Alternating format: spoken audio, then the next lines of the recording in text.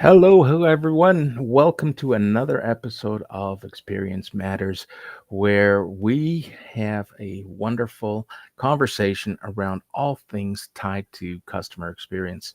Today's conversation is going to be focused on public speaking and speaking as a marketing strategy or even a business strategy.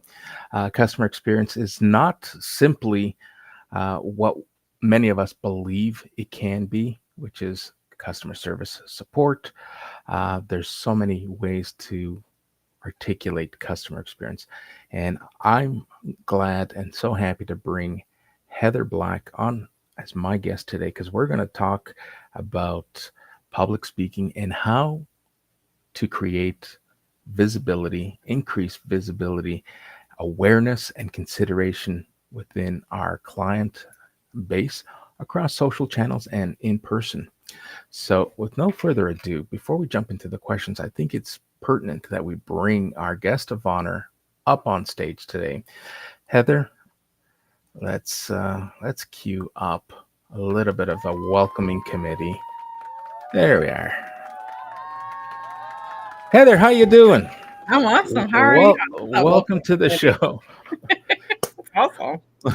I am so happy to connect with you. You're another great example of the LinkedIn effect.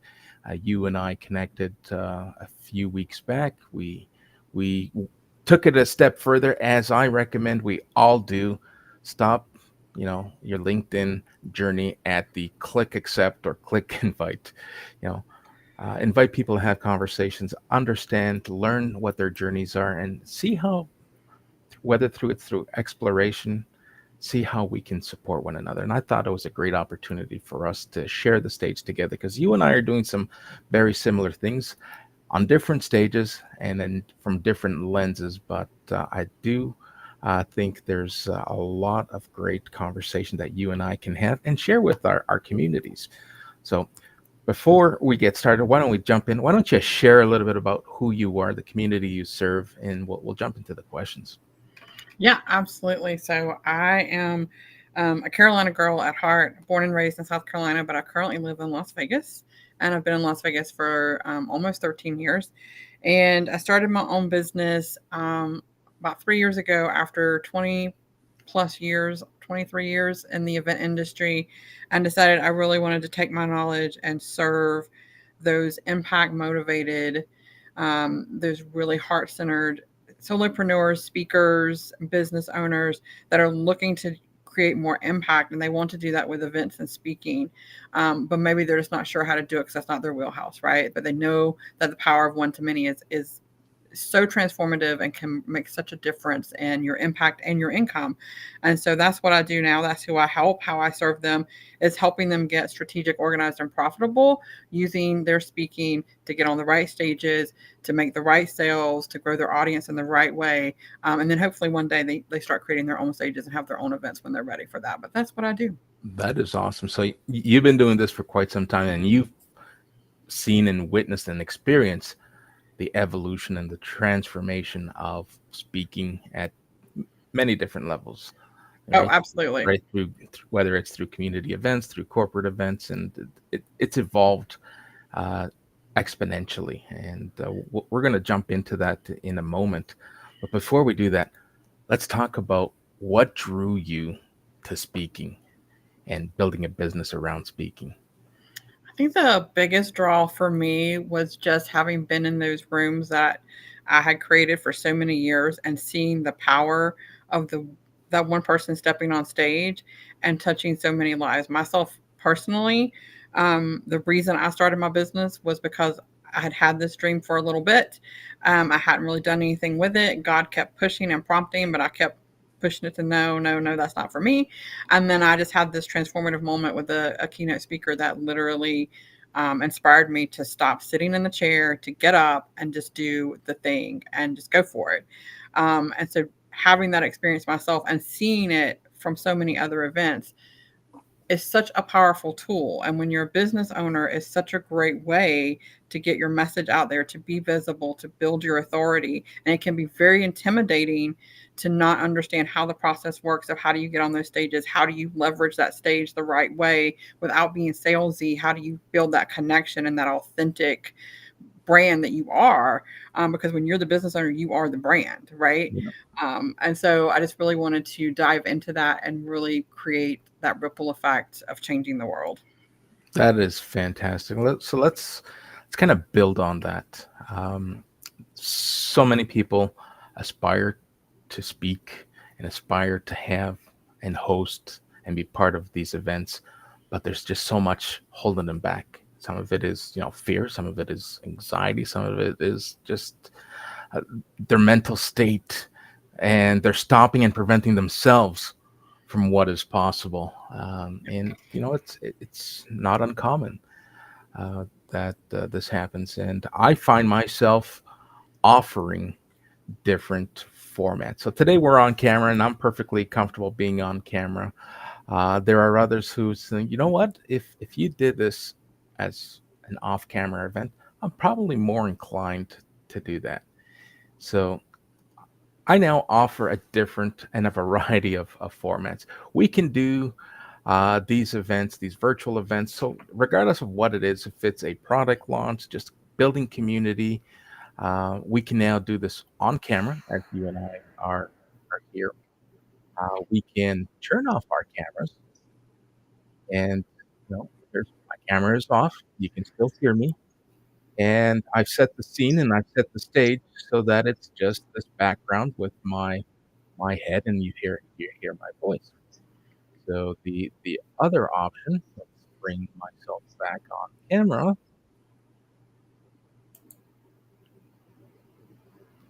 The other option is talking avatar. So let's turn off the camera, and there's my thumbnail with my avatar. We got the glowing and radiating voice, and that works as well. So for anyone who's got thoughts on, what, if there were alternatives, I would be more inclined to do this. Believe me, there are alternatives, and don't rule out having these conversations and asking the question, what alternatives do I have other than written content? I'd like to get into the event space. I'd like to gain trust, visibility, credibility, and there's no better way to do it than with this medium and this format. So back to the questions. Let's bring these back up.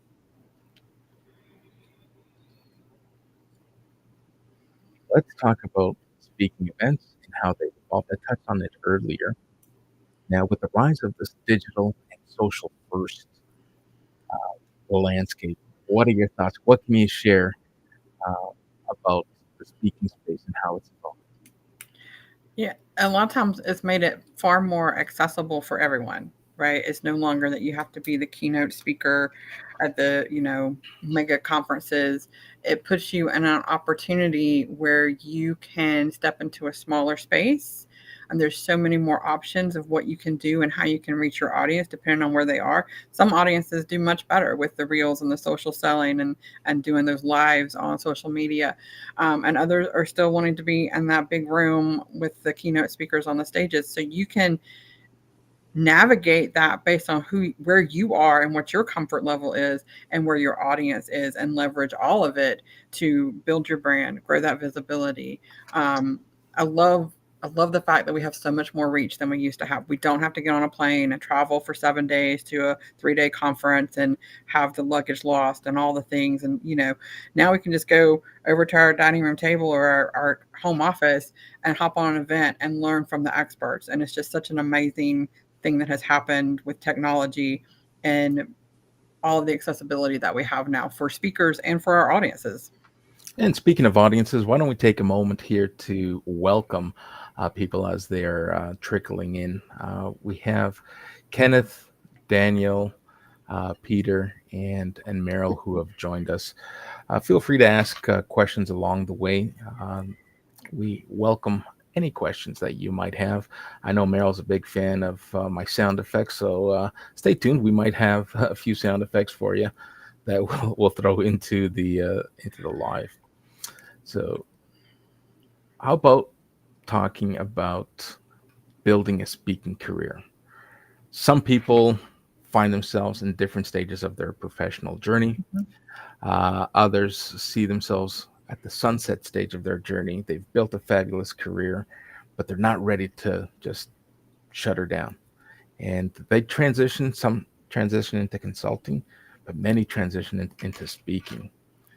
Uh, let's talk a little bit about the fundamentals and the foundational steps. Do you do you work? I'm sure you work with people who want to do it but just don't know where to start. Yeah, I do. And I love to work with them when they haven't started. They don't have any bad habits I have to try to break, right? So, so the first thing I do with my clients is we get really clear on their why. Why do you want to be on stages? Why do you want this to be your career? What are you trying to accomplish? Why does your audience need to hear you? Right. And this Right. goes much bigger than just I want to make, 10K per speaking gig or whatever. This is a deeper thing. And then we have to talk about, well, where are you right now, so we can get you to that point. And if they're brand new to it, then we're going to start small and local, right? We're going to get them in some community events, we're going to do some podcasts, and we're going to grow from there into those much bigger things. But it's really important when you're just getting started to get really clear on your why, but also have a clear idea of where you're going, so that we can build that roadmap to get you there.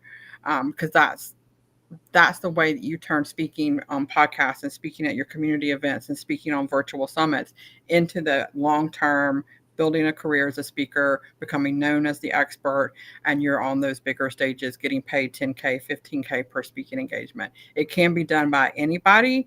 You don't have to have, you don't have to be Oprah, you don't have to be Michael Phelps. It helps if you have a name like that, sure, of course, but you don't have to be a paid professional speaker. Fantastic. How about the smaller fry who, let's for instance, the local restaurant owner who wants to get in at a community event. Hey, I want to be part of that stage. I want to promote my restaurant, and their why is with good intention. But how do you feed some humility into it's like, yeah, not exactly what we're looking for in terms of speakers. Like, how do you break that down for people? Everybody has a message, and even if they are a restaurant owner, what's the bigger message that you have for your audience? Because you can certainly get on a stage and share a message about your journey to become a restaurant owner, right? You don't ever want to, I don't ever want to take anybody that has that vision of seeing themselves on stage sharing the thing and be like, well, you're just a restaurant owner. You can't get on a stage. We don't have, right? It's about helping them see what they bring to the table. And your expertise might be managing a restaurant, but really your expertise is about building a community and sharing at the table and building these other things. And so we can dive into that and find what works, and then find the right places for you. And in the process of that, as you're on the stage and you're talking about owning, you know, Heather's Heavenly Hash restaurant or whatever it is, right? Then people see that, and then they're going to come and check out your restaurant. It becomes that double win, right? It's a win-win because you get to be on the stage sharing your story and your message and changing people's lives, and you also get to bring people into your restaurant and share that as well.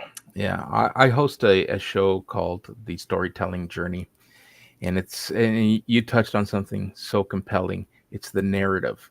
So, y although your intention is to grow your business, you can't just go in full guns a blazing. Hey, come on down. We got a 2-for-1 special. Bring your loved ones. Come dine with us.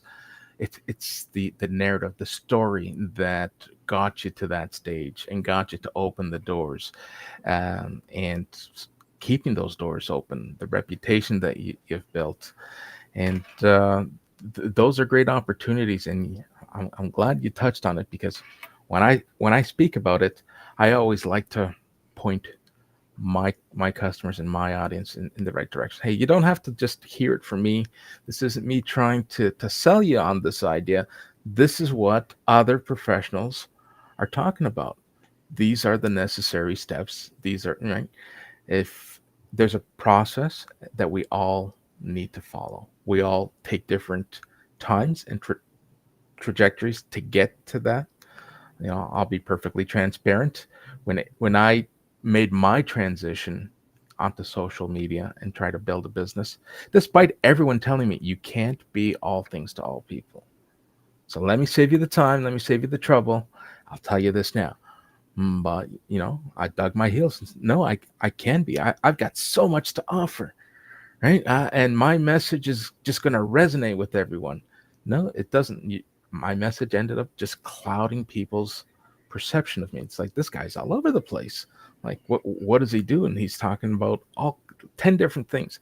And while those 10 different things are value that I bring to my customers, it took me time to learn that you got to give your audience what they want in order to be able to serve what they need. And Absolutely. right, and these events are by far uh, working for me, and they're working for those that I work with, and I'm sure they do the same thing for the customers that you work with.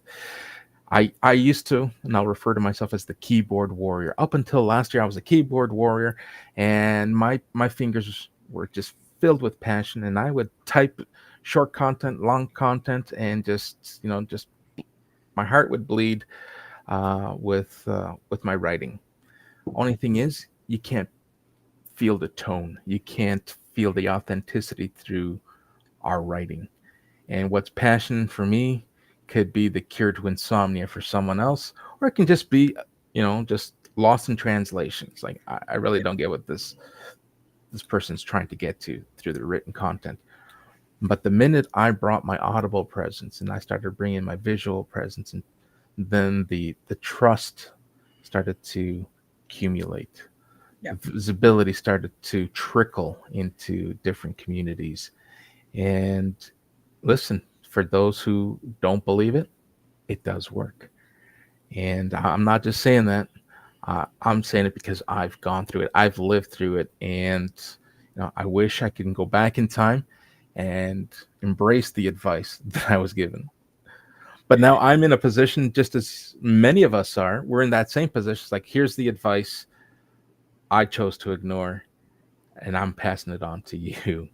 And people will choose to do it, and people will choose to ignore it. But bringing it back to speaking, so let's Hmm. talk about clients identify their positions and themselves, but how do we find the right speaking opportunities? How do we? And I know your business, you have a framework, and I'll let you talk a little bit about your framework.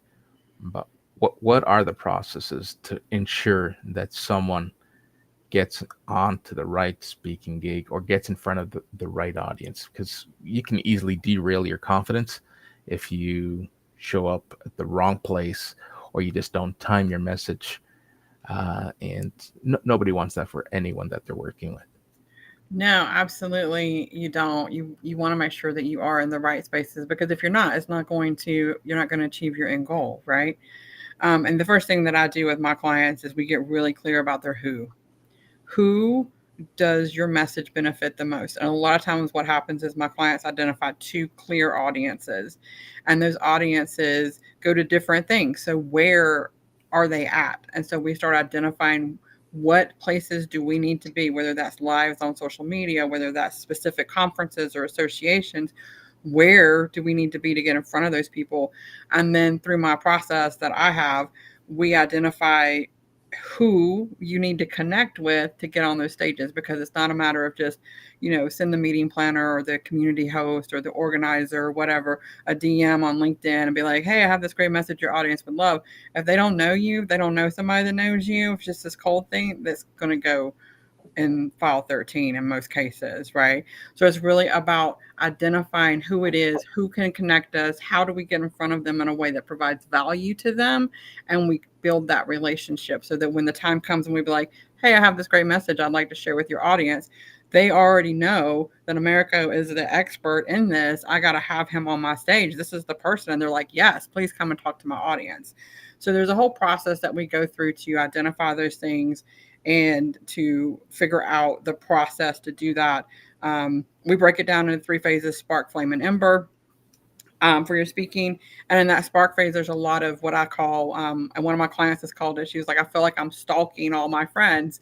But you really are, right? Because when you see this event you want to go to, you go over to your LinkedIn and see who do you know that knows that person, right? And so where can you make that connection? And if not, then you do start stalking them a little bit, engaging with their content. So there's a lot of stalking in the beginning for not, it's not illegal. It's fine. Don't get carried away.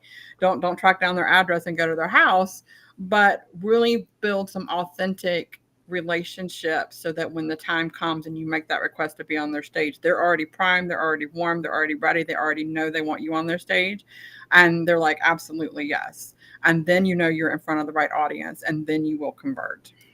That is great advice and a great segue. Well, it's almost like we rehearse this, and I don't rehearse any of my shows. Everything just kind of happens naturally, and I'm glad. I'm going to queue up the next question, but before I do that, I want to say hello. You got one of your fan club members joining, Lion Flood. Let's Hey, go, Heather. Lion. Let's bring his comment up. Let's go, Heather. Give the people what they want. And I hope this is what we're going to do, not only during this live, but through the legacy that you and I are building, through the replays that people will get to enjoy, listening to the advice and the conversation, and the insights that we're sharing to get them to where they want to be, through speaking and through events. All right, so back to our questions. Uh, Speaking versus social selling. You touch on LinkedIn and building a LinkedIn community. I can't tell my clients enough about the importance of an optimized profile. So, regardless if you're a speaker, regardless of where you are professionally, if you're not showing up where people are going to look for you, listen, Mhm. over 80% of every buying decision, it's probably higher than 80% now. But last time I did the research, over 80% of people who are in a buying position start their journey online. So it doesn't matter what the product is. If you are the product, people are going to go to where they believe they can find you. And people can find you on LinkedIn. And if you're showing up and your profile isn't optimized and it's not aligned with the narrative that of who you are and the value that you bring, people are just going to pass you by and you are not going to get that. So you can troll, you can stalk all you want, and build a community within your community and get people to support you. But you got to look beyond that, right? You got to continue to nurture your community because your LinkedIn profile is the most valuable asset because it's working for you even when you're not there, right? 100%. And I don't push people to think impressions are important. Just bring your authentic self, bring the value that you provide, talk about and present who you are and the solutions that you're able to help, and bring your narrative. You gotta show up, and people will say, top voices will say, you got to be here consistently. And consistently doesn't mean 3 times a day, 7 days a week. If consistency for you is once a week, then stick to that. If it's once every couple of weeks, stick to that. But stick to your message. Don't try to be all things to all people, because it's not going to work for you. Because even though you're showing up and you're engaging, if your message and what you're sharing doesn't align with who you are and your persona and your message, then you're not going to gain any respect or authority. Right? So the question is, what's the biggest difference between traditional speaking and social selling? Because I believe I'm in the social selling space. I help people build their message so that when they're ready and they've outgrown my stage, I can introduce them to people like you and like others who might be able to work on a TED talk, might be able to work on a corporate conference, or a community event. What are your thoughts on the differences between the two? Yeah, I think that when it comes to traditional speaking, and when I say traditional speaking, I'm talking about speaking on a virtual stage and an in person stage and social selling, as in using your social media and your LinkedIn to go live and do the things. And the biggest difference is that one is much more social selling is much more informal, right? You're showing up just having fun with your audience, or maybe you're just sharing a tip of the day. And it's much more interactive a lot of times than um, being on that traditional stage where you're going to present your topic and you're going to have your CTA, and then you're going to engage at the end with the audience. But traditional speaking is going to focus on that authority building and delivering value, and social engagement is going to be engagement and conversion. Right, because a lot of people aren't necessarily, because they saw you one time on a stage, they're not going to convert necessarily in that moment. They might sign up to follow you on LinkedIn. They might sign up for your email list, and it's going to take a longer process of seeing you in that social selling space. So the two go hand in hand very well. So speaking is about the message, and social selling is about the moment. Beautiful. I'm going to have to earmark this and create some and repurpose some of the content because y- you articulated that so well. One is about the moment, and the other Mhm. is about, say it again so that we can So hear it. speaking is about the message, and social selling is about the moment. The message versus the moment. Yep. This is what I love about these events, and these gold nuggets that are shared by my guests. Last week, or one of my previous shows wasn't last week. One of my previous shows also had one that just stuck with me. Speak from speak from your scars, not from your wounds. Ooh. Right? And it's I'm going to start uh, a list, and of course, I have to give credit to those who are sharing this with me. But there's content just hidden here, and there's comments like the ones that I'm learning that I want to share with my community because that resonates with so many people. Yep. So Absolutely. thank you so much. All right, we have few few guests joining us. Thank you, everyone. If you have questions for Heather, feel free to drop them in the chat. I'd be more than happy to put them up for her to discuss with us. Let's queue up our next. Keep the conversation going. Audience and engagement. Um, so important. Some people get hurt emotionally from the lack of engagement, and it's going to happen. Even it doesn't matter what format, what content. From a marketing lens, marketing agencies put out campaigns for the businesses that they represent, and sometimes it just flatlines, Yeah. right? And I'm sure speaking gigs are no different. I'll have events where uh, I get low attendance, low engagement, but that doesn't discourage me from continuing to do this. I find that these time slots work well given the different time zones, but there are going to be times where your audience engagement kind of drops. What can you share, and what advice do you have for keeping an audience engaged and inspired for those who are, I guess it's more stressful with in-person talking events than virtual. But what advice do you have to keep people inspired? Yeah, I think that it can be really hard in both the in person and the virtual space. And in the virtual space, what happens a lot of times is they just zone out, right? They're over checking their social media, they're looking at the email, they're doing the thing. And the key to keeping them engaged is to keep them involved, right? You're not just talking to them, you're talking with them. It's a conversation. And even though there might not be a lot of input back from them, but you want them, hey, raise your hand if you've ever experienced blah blah blah, right? You want them to know that first of all you understand their problem, and you can help them with this. You're going to share stories, so through storytelling you're going to get them nodding along, raising your hand. Have write this down. You're going to write down these three tips, so now they're actively listening and they're actively doing something, and they're going to remember those three tips because you made them write them down, right? So really get them involved.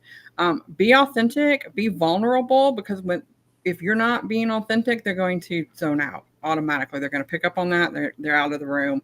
They're on their phone. They're on the beach, wherever they are in their mind. So it really is just about making sure that you're good at storytelling, that you know what they're looking for and what their pain point is, that you can really talk to them and speak to them in that. And remember, you're not talking to them, you're talking with them, even though it might not be this kind of back and forth like we're having today. You want them to be listening, writing down, nodding their head, raising their hands. If you're virtual, do the polls, do the questions, have them drop things in the chat to make sure that they're still engaged and listening. Those are great ways to keep people engaged. Yeah, so I tested a couple of weeks ago live polls. Mm, Uh, I I've been part of them in corporate events. You have a QR code and you're yep. scanning your mobile device, so it draws the audience away from their mobile device and actually gets them to engage and participate. So there are, to your point, there are plenty um, best practices and tricks of the trade that work. My advice, and I'd love to hear your thoughts on it, for someone who is starting, start off small and to avoid the crickets. In fact, why don't we? I got cricket sounds queued up for that for this exact moment. I love that. You get up on stage or you go live, and like there's no one there. All right, the eyes are glazed over. My advice for anyone is, if you want to do an event, um, stay away from a monologue where you're the only speaker. Bring someone in. It's kind of like this event where we can feed off of each other. And if you're going to commit to going solo, have some kind of presentation, have some kind of graphics, something that you can share that keeps the audience going, some visuals. Because if they're not resonating with the story that you're telling, imagery is the second best thing. And if you bring the images in, then it kind of starts to win.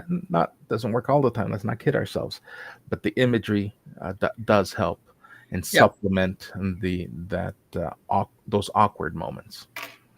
Yeah. Yeah. You never want crickets, but if it does happen, it's just an opportunity. Don't beat yourself up about it. It's an opportunity for improvement, and you can look at your presentation, look at your messaging, look at your storytelling, and where can you improve.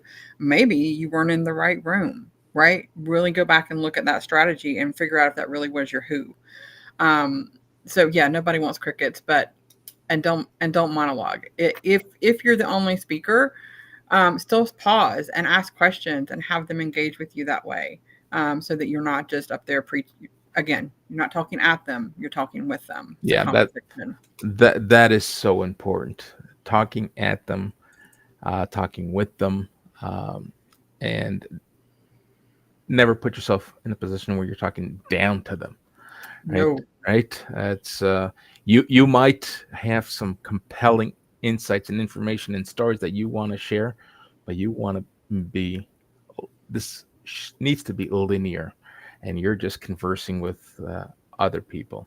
Yep. Let's talk about preparation Ooh. now. Some go to the nth degree in preparation, and sometimes too much preparation hinders the success, right? Because Yep.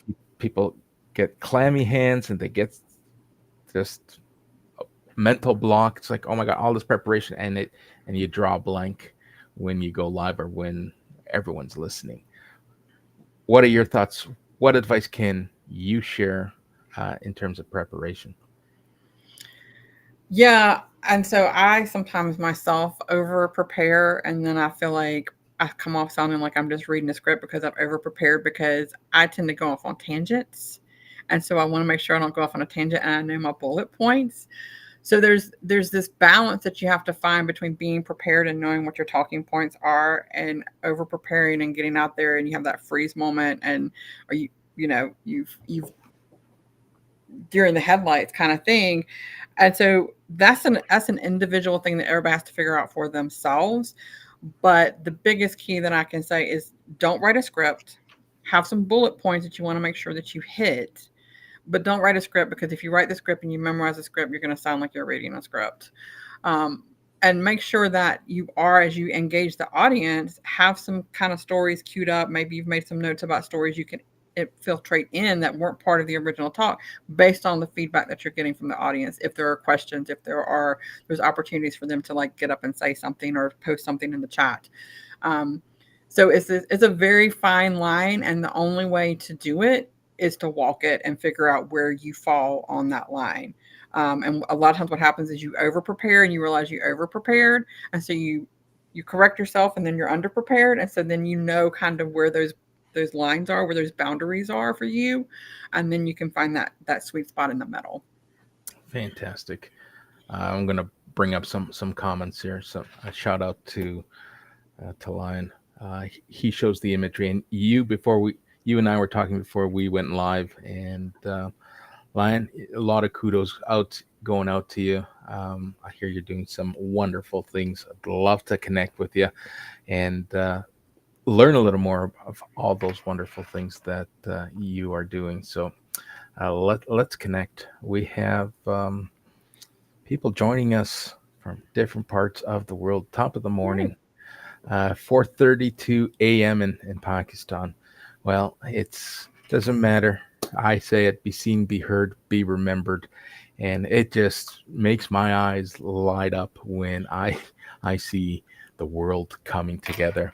Um, you know, LinkedIn. If we look at LinkedIn as a global audience, over 1 billion members across the different continents, and what better place to bring your message and build your community? You talked about, reaching out and building.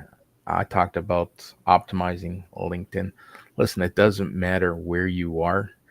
Um, the opportunities are endless. I'm here in Canada. You're down in the U.S., and just between our two countries, we're looking at well over 250 million eyes that potentially look at us.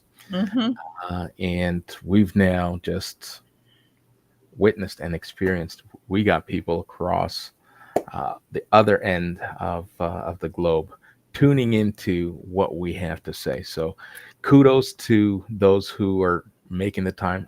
I can't thank you enough for joining us at 4:30 in the morning. It really Seriously. it really brings joy that that others can also see and witness for themselves. Hey, these events have a purpose that perhaps we can't see to the same level if we were just to drop a comment, drop a post. We see the impressions, but we don't know where those impressions are coming from. We now Yeah. know where our audience is engaging with us. So, thank you, everyone. Let's let's continue this. This is fantastic. All right. We talked about the audience engagement. Let's talk a little bit about social proof and Mm, visibility, because this is a great, great segue. In terms of visibility, we've seen how far we've reached. And I'll share a personal story and a personal experience with myself and with the audience. Uh, I'm in just north of Toronto. I'm in the Canadian marketplace. But I find that connecting with people close to home is much harder.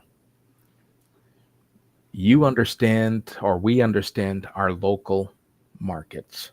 We understand that when people are reaching out to us, there's probably a good chance they want to sell us something, right? And through social selling, through networking, I find more success in getting introduced to people inside my hometown from people outside of my country. Anyone following Keith Keller, he's down in Melbourne, Australia. He's introduced me to more people here in Canada in the last 6 months than I've attempted to reach out, connect, even through warm outreach. I'll put a connection request. I find that there's alignment, and they still won't connect because they know or they feel that they're going to get pitched at some point. So yep. let's jump into this whole speaking opportunity. And to help a business grow and to help gain visibility, how do we lean into the social media features? How do we lean into these events to help build a speaker's credibility? Yeah, I mean, the thing is, once you get booked for a speaking engagement, um, you can share about it, right? You can post about that. You can engage on the organization's information, their post that they're making. And then people are looking at that going, oh, they're speaking there. Well, maybe I want to have them come to my event too. So it's a great way because you're now exposed to more people. It's a great if it's virtual and you can get access to the recording, it's a great way to repurpose content. Not all events aren't going to give you their recording to do that, but again, it's a great way to get it out there, post out there, share about it, engage with the audience that's coming, engage with your audience, get them signing up for these events, and just build that visibility, grow your business as a brand, and develop your authority as the expert in what you are because you are the expert, right? Yeah, absolutely. And here's I'll add to it. No event, especially if you're invited to an event, no event should be beneath you because it's all free visibility. Mm-hmm. But don't be upset because there are communities that have built a reputation and authority that you might want to speak on their events, at their events, or on their shows, and they have screening processes. Yep. Don't let that hold you back because you're going to be faced and you're going to encounter rejection. We'd love to have you. We just don't see this as being a fit, or we don't see this uh, happening at the present time. Why don't you go back, continue on your journey, continue to develop your personal brand, and when you think you're ready, let's revisit this conversation. Oh, if you get rejected, it's a great opportunity to ask for feedback. Ask them why, right? What advice would they give you so that the next time it's a yes? And sometimes they'll respond back and let you know, well, this topic is not aligned with what we're looking for, or we need you to have more experience in this area. And so it's a great opportunity to request that feedback because there are going to be times where the answer is no, and sometimes the answer is no because there was somebody else they knew better. There was somebody else that was more warm in their pocket, if you will. Yeah. And it's not anything personal. It's just this isn't your time. That doesn't mean you don't try again. And it doesn't mean you give up.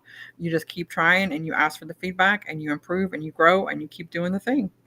Here's a question. I just want your thoughts, and if you choose not to share your thoughts, I'm perfectly fine with that as well.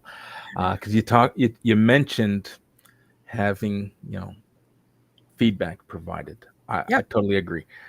I have a conversation queued up for tomorrow. I was tagged in a post where someone was putting out a call. Hey, I'm looking for speakers on X, Y, and Z subject matter. And someone tagged me in, hey, reach out to America. I think he'd be a great fit for one of uh, your key areas. So they reached out to me. They invited me, hey, we got a process. I recognize you're being tagged and you're being, um, I guess, pointed at publicly on the post, but we still have a process. We want to have a conversation. We want to see if there's fit, if there's alignment. So uh, I'm excited because this is the first time I'm actually being, I'm going to say, interviewed or qualified for a conversation, and that just tells me that I'm now in front of the right audience. Right? Yep. If you're just being invited to show up willy nilly, it's like, all right, we got nothing else. Sure, we'll fill. It's better than dead air. We'll bring you on, and you can do your cricket sounds and entertain us for an hour. But I'm seeing the evolution. So you got to think the long game and be prepared. There's going to be ups and downs, just like anything else in life. Now, I kind of veered off on a tangent. The question: if you've been added and scheduled for a speaking event Hmm. and someone retracts it, what are your thoughts? Do you continue working with that creator? Because it does happen. Someone with Yeah. a bigger name is going to show up and it's like, darn it, I already have Americo booked, but Americo although he's a great guy, this next speaker has a global audience, has just a resounding story, and that I can't fit them in any other time except the Miracles time slot. Yeah, I mean, it does happen. I've been in that same boat myself and had to do that. And it's always one of those very painful things that you have to do as the event host, to have to make that decision, to make that call. Well, sometimes it's not the event host decision, right? There's a committee somewhere that made that decision. Yeah. You're just a messenger, but nobody else knows that. Um, my advice would be that don't burn your bridges, right? Like you can have your feelings hurt and you can be like, darn, that was disappointing, but it's just an opportunity for growth. And they've already wanted you, so they're going to want you again in the future. So don't burn the bridge. Say, I completely understand. Thank you so much for the opportunity. I hope you'll keep me in mind in the future. And then keep an eye on what they have going on so that you can provide value, be a resource, continue that relationship. Um, the speaking world can be a little brutal, but at the end of the day, it's not a get rich quick scheme. It's a long term strategy. And so sometimes, as part of that long term strategy, we have to hear no's. Sometimes, and we have to say no. You know, you might get invited to a stage that you don't feel like you're ready for. Hmm. If you don't feel like you're ready, then don't do it yet. Be like, oh, this isn't a good time for me. I mean, you can always get ready, I guess, but you also might be invited to a stage that's not the right audience, and it's okay to say that. Say no, thank you. I appreciate the offer, but no, thank you. The no can go both ways, right? It's really about understanding where you are, where you want to be, what is aligned with your strategy and your personal brand and your voice. You know, I've had to turn down people because their alignment with certain groups did not align with the group I wanted them to speak for, and I had to tell them no for that purpose. And vice versa. I've had people tell me no because some of the work that the organization that I was doing was not aligned with what they were doing. So the no is just it's just an answer. It's not a judgment. Yeah, but it's part of the reality that Yep. uh, we must learn to live with, because it happens in other spaces, in other verticals, in other industries, and it's no different in this particular space. But we have a question from Marcia. Any advice on how to pivot if your presentation that and you see people walking out of your session and don't return? Hey, I've been at some of those sessions where you just want to go out, you grab some fresh air, and then there's that compelling feeling to not want to come back. Mhm. Mhm. Yeah, so there's a lot of factors that might play into that. It could be that you were just in the wrong time slot, right? You're the fifth speaker in a 5 hour block and they haven't given anybody a bathroom break. If you're the last speaker of the day, it might not be personal, is what I'm saying. However, one of the things that I would recommend is this is where having those kind of notes in your head, those little pinpointed stories, made me make a quick pivot. Maybe ask a question and start getting some feedback from the audience. You know, like, hey, does anybody have this experience? And have them raise their hands if it's too big to actually have them engage with you. But it might be an opportunity to really make a pivot from talking and your presentation that you have in your head and making it more of a Q&A and try to figure out where they are. Um, it's really hard to answer that without some more details, but honestly, in that moment, I would just say go with your gut and what your gut says. And if your gut says start asking them questions and getting some feedback and answering their questions, go with it. If it says shift to a different story, this is why you don't want to over rehearse. You want to have just kind of that flowing ideas in your head with your bullet points that you want to hit so that you can kind of pivot quickly when you see that happening. I've seen people call them out. I don't recommend that. That's usually not the best way to do it. But I have seen people call them out and be like, "Hey, why are you leaving? Are you coming back?" But don't ever become the aggressor and get assertive with them that way. Is my recommendation. Um, but just kind of feel the room and try to some different things and see what works. And at the end of the day, maybe it turns out it wasn't the right room. It wasn't the right audience. Yeah, comedians get away with it. Yes. You buy a ticket to go watch a live comedian speak, and they'll call their audience out. I'm sorry, is there something more important that Right. and they'll and it just becomes part of their act, where if you try to make that part of your act, it could be detrimental Yes. Yes. for you. I've seen it done by non-comedians and it did not go well. So I wouldn't recommend that that path.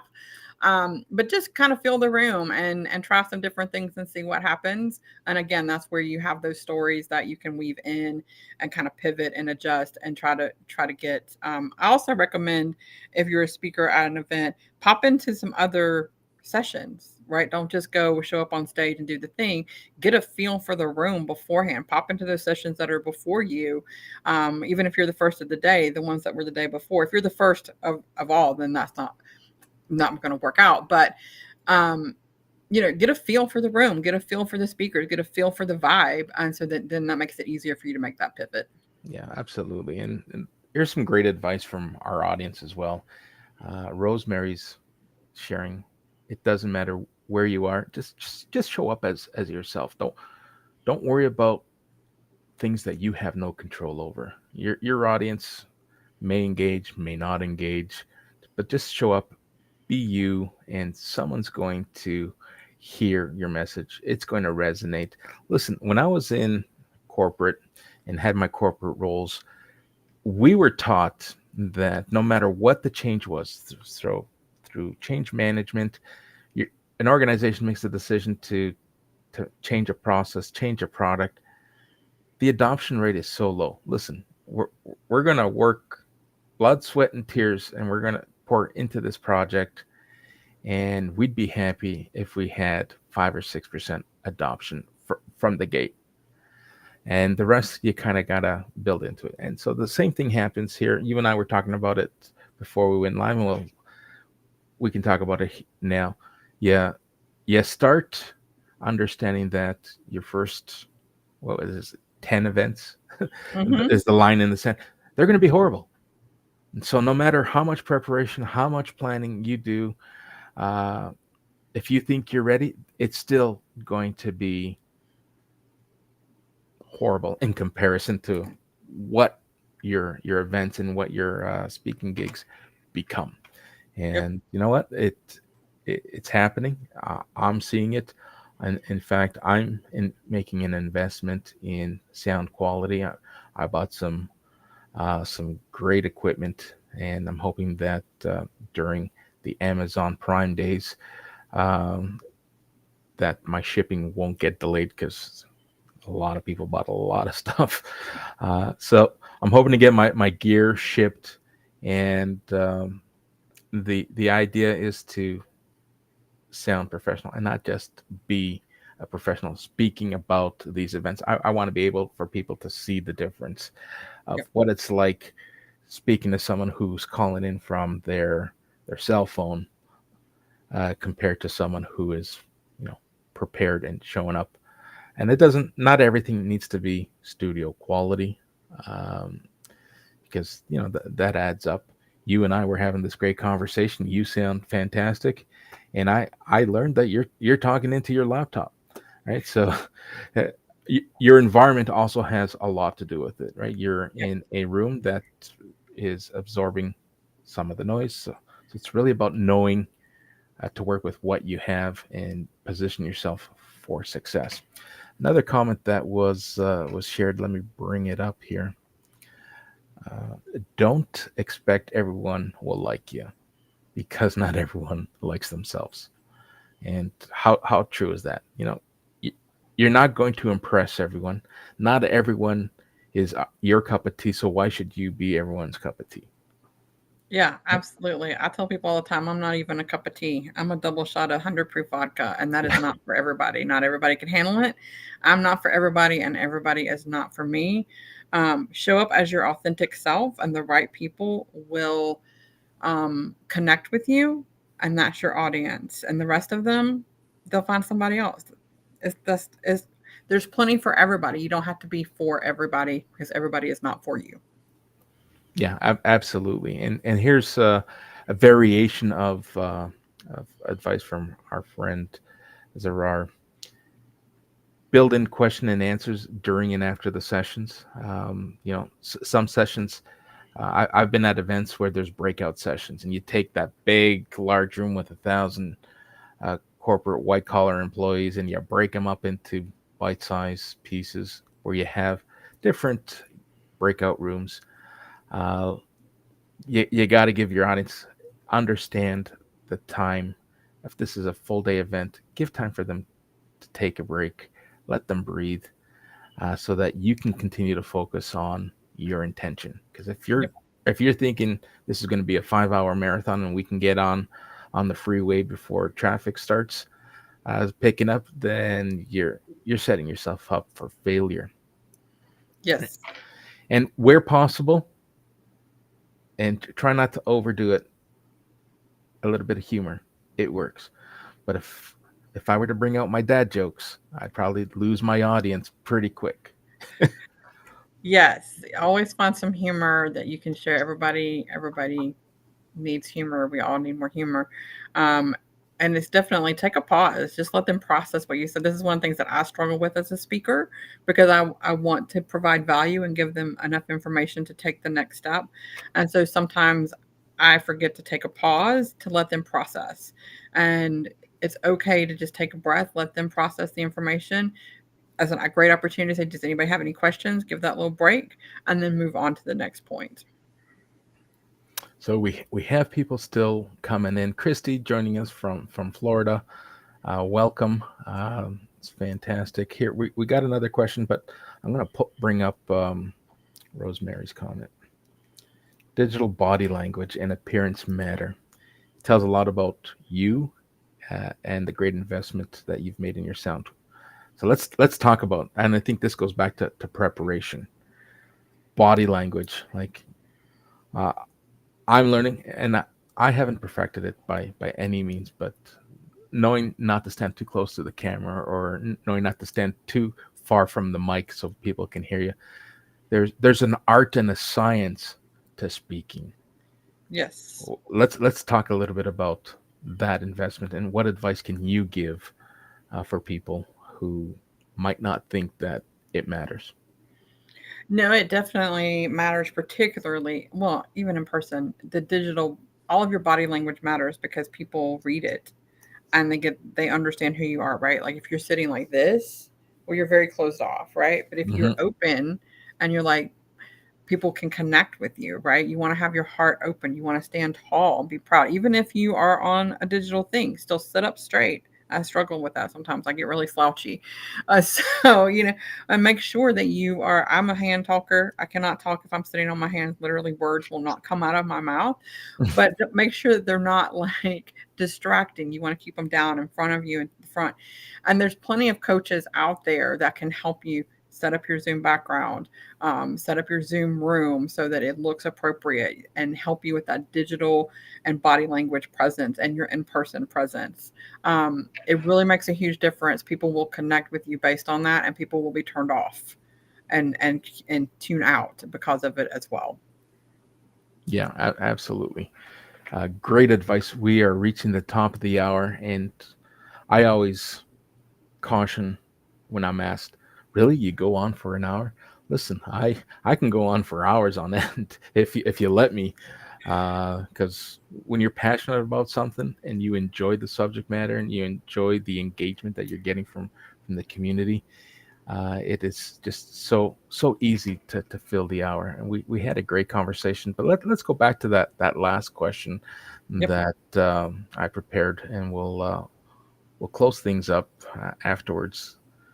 In terms of business owners, entrepreneurs, how can we help the entrepreneurs and the solopreneurs blend, whether it's speaking, social selling strategies, to help them increase their visibility? What advice do you have for those who are at a crossroads and they want to do it, but they don't know if they're ready? You're ready.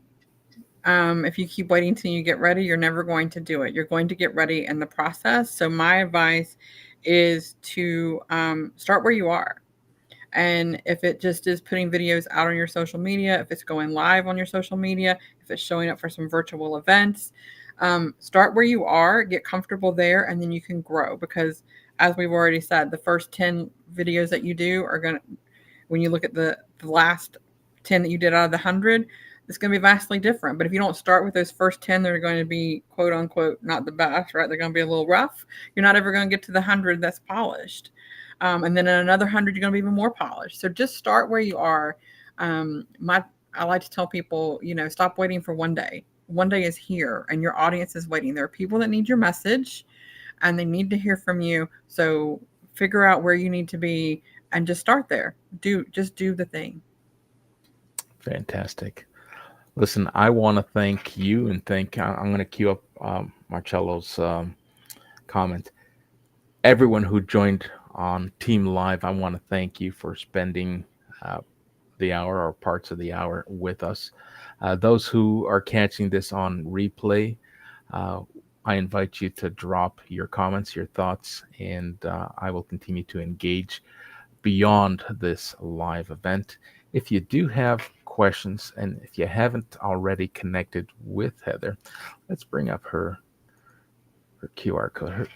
So this QR code will bring you to Heather's LinkedIn landing page, and she'd be happy to discuss. If you're ready for the big stage, then let's connect you to Heather. If you're looking to start on the itty bitty stage and work on some social selling and looking for support and coaching to get you onto the bigger stage, I'd be happy to help make that happen so that one day uh, we can pick up the phone and say, Heather, we have someone who's ready for you.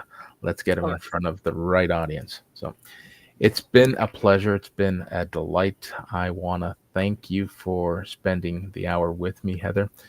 I look forward to continuing this offline and perhaps bringing you back at a later stage and sharing some of our stories of some of the business owners and speakers that we've worked with and share their narratives with our community. I love it. Thank you so much for having me today. It's been a pleasure.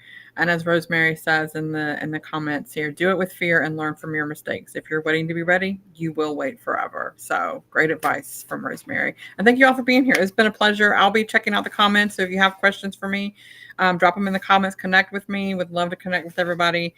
And you can shoot me a DM with your questions, and look forward to where this goes in the future. Fantastic. All right, folks. Bye for now, and until next time.